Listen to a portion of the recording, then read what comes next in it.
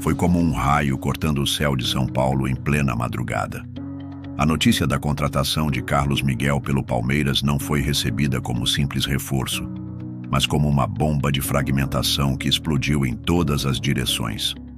Enquanto as manchetes pintavam o goleiro como aposta para o futuro, os corredores da academia já sussurravam outra versão, mais sombria e inquietante. Quem acompanha de perto sabe que nada ali é apenas futebol.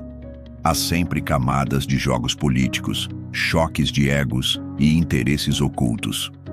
A cada dia que passa, novas informações se entrelaçam e formam uma rede de intrigas que coloca Abel Ferreira, Leila Pereira e até mesmo o Everton no centro de uma trama que ninguém imaginava. Hoje, vamos abrir o primeiro dossiê sobre esse caso e prepare-se, porque as revelações não são apenas polêmicas, são explosivas. Primeira revelação. Um contrato de 5 anos, válido até 2030, caiu como um enigma. Para especialistas, é incomum um vínculo tão longo para um goleiro que chega sem status de titular absoluto. Fontes ligadas ao vestiário garantem que Abel Ferreira não foi consultado sobre essa contratação. O treinador teria recebido a notícia já com o contrato assinado, como um pacote fechado. O clima entre o português e a presidente Leila Pereira já não era dos mais amistosos, e esse episódio só serviu para aumentar a tensão. Rumores indicam que Abel teria se sentido traído, como se sua autoridade tivesse sido ignorada. A decisão foi vendida ao público como planejamento de longo prazo, mas nos bastidores ecoa a palavra que incomoda: imposição. A pergunta que corre nos grupos de WhatsApp da torcida é direta e dolorosa. Estaria Leila jogando contra seu próprio treinador? Segunda revelação. O Nottingham Forest, antigo clube do goleiro, manteve 20% dos direitos econômicos do jogador. Para alguns, é apenas cláusula de praxe. Para outros, é o detalhe que revela um acordo muito maior do que se imagina.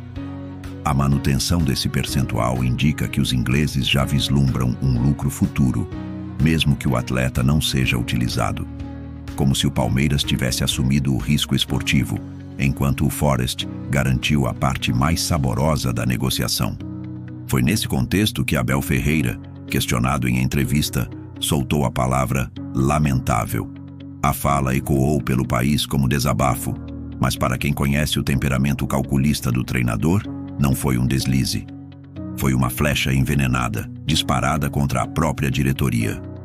Um ataque velado que deixou claro o incômodo e expôs em rede nacional a rachadura entre o banco de reservas e a presidência. Alguns jornalistas garantem que Abel não queria apenas criticar, queria mandar recado, e ele mandou. Terceira revelação.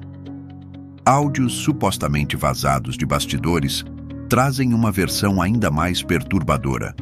O contrato longo não teria sido pensado para fortalecer o elenco, mas para transformar o goleiro em ativo financeiro. Em outras palavras, Carlos Miguel não seria reforço, seria investimento. Como se o banco de reservas fosse cofre e não espaço de competição esportiva. O detalhe mais explosivo desses áudios é o suposto envolvimento de Everton, que teria pressionado nos bastidores para não perder seu lugar. Dizem que a renovação de confiança no camisa 21 foi condicionada a esse movimento silencioso. A chegada de um reserva de luxo, sem ameaça real, mas com promessa de valorização futura. Fontes próximas descrevem a situação como travar o jogador no banco. A lógica é cruel. O atleta pode não jogar, mas seu valor cresce no mercado. Enquanto isso, o torcedor se pergunta se o clube ainda prioriza títulos ou se está virando apenas vitrine de empresários. Esse é apenas o início da trama. As próximas revelações vão expor os bastidores de forma ainda mais brutal, e o choque pode ser maior do que qualquer palmeirense imagina. Quarta revelação. O discurso público de Abel Ferreira, chamando a contratação de lamentável, pode ter sido muito mais estratégico do que um simples desabafo. Jornalistas próximos ao clube afirmam que o técnico usou a coletiva como palco para expor a fratura interna. A fala teria sido um recado direto à torcida, um aviso de que não foi ele quem trouxe Carlos Miguel. A ideia, segundo fontes, seria frear a empolgação dos palmeirenses e mostrar que a decisão não partiu do campo, mas dos escritórios. Abel estaria sinalizando que, se o reforço não se tornar peça-chave, a responsabilidade não cairá sobre sua comissão técnica. É como se dissesse, sem palavras diretas, que aceita o jogador como ativo financeiro, não como opção esportiva. Assim, o português preserva sua imagem diante da torcida e deixa Leila exposta. O recado ficou claro. Carlos Miguel pode até ser reserva eterno, contanto que o clube ganhe dinheiro com ele. Um gesto calculado, silencioso e ao mesmo tempo devastador. O que poucos notaram foi a frieza do treinador ao tratar o tema. Abel, conhecido por suas explosões emocionais, adotou um tom quase clínico, como se a contratação fosse um diagnóstico errado, feito por alguém fora do campo. Esse detalhe levantou a suspeita de que sua fala foi planejada em cada sílaba, de forma a transferir o peso da polêmica para a diretoria. Nos corredores da academia, comenta-se que essa foi a maneira mais eficaz encontrada pelo técnico para blindar sua relação com os atletas e com a torcida. Ao se colocar contra a contratação, Abel não apenas isentou-se de responsabilidade, como também fortaleceu sua imagem de comandante que luta contra interesses obscuros acima do futebol. Quinta revelação.